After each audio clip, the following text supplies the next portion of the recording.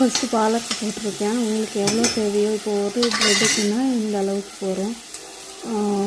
பாலக்கு cut பண்ணி அதை first போட்டு வதக்கிட்டு அதுக்கப்புறம் பால் ஊற்றிடணும். ஊற்றிட்டு கொஞ்ச நேரம் அதை வேக விடலாம். வேக விட்ட அப்புறம்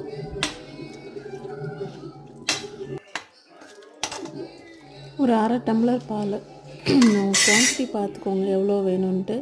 அப்புறம் பெப்பர் பொடி ஆட் பண்ணுறேன். அண்டு மிக்ஸ் ஹர்ப்ஸ் உங்களுக்கு எது வேணுமோ நீங்கள் ஆரிகானோ எது தனித்தனியாக வேணுனாலும் ஆட் பண்ணிக்கலாம். என்கிட்ட இந்த மிக்ஸ் ஹர்ப்ஸ் இருக்குது, அதெல்லாம் நான் அதை ஆட் பண்ணிக்கிறேன். அண்ட் சால்ட்டு, இவ்வளோதான், இதுதான் இன்க்ரீடியன்ட். இது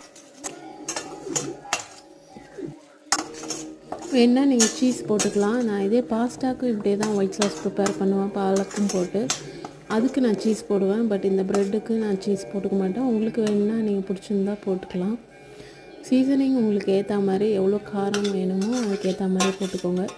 அவ்வளோதான், சிம்பிளாக ரெடி ஆகிடும். இது கொஞ்சம் வேகினதுக்கப்புறம் கோதுமை மாவு ஒரு 2 டீஸ்பூன் அதை ஆட் பண்ணிக்கிறேன். உங்களுக்கு எவ்வளோ திக்கஸ் அதிகமாக இருந்ததுன்னா கொஞ்சம் பால் ஊற்றிக்கலாம்.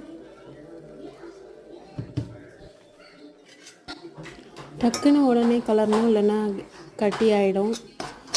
லம்ஸ் எதுவும் இல்லாமல் நல்லா கலரி விட்டுக்கோங்க, இல்லைன்னா கட்டி கட்டியாக ஆகிடும்.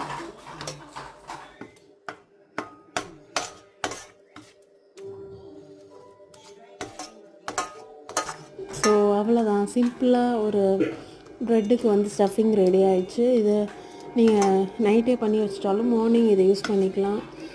கிட்ஸுக்கும் ரொம்ப பிடிக்கும். நீங்கள் ட்ரை பண்ணி பாருங்கள்.